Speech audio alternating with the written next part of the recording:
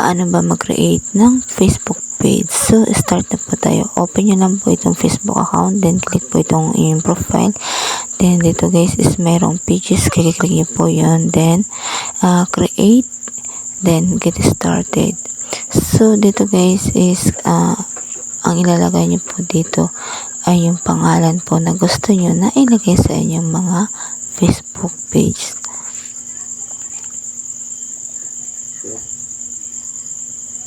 So, hindi po siya nag-match. Ibig sabihin is marami pong beauty na nakapangalan sa inyong mga Facebook page.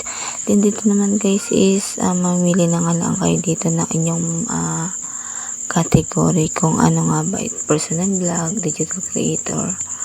Then, sa akin guys, itong baby clothes and clothing store. Then, next.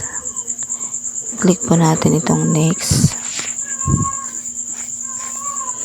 And dito guys, is kailangan nyo po ditong fill upan itong nakalagay dito na address and city, country.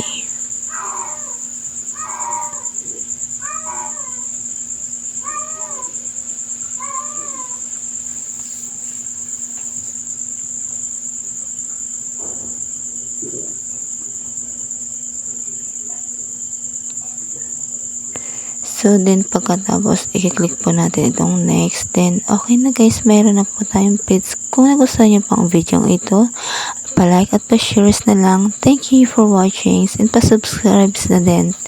Bye-bye!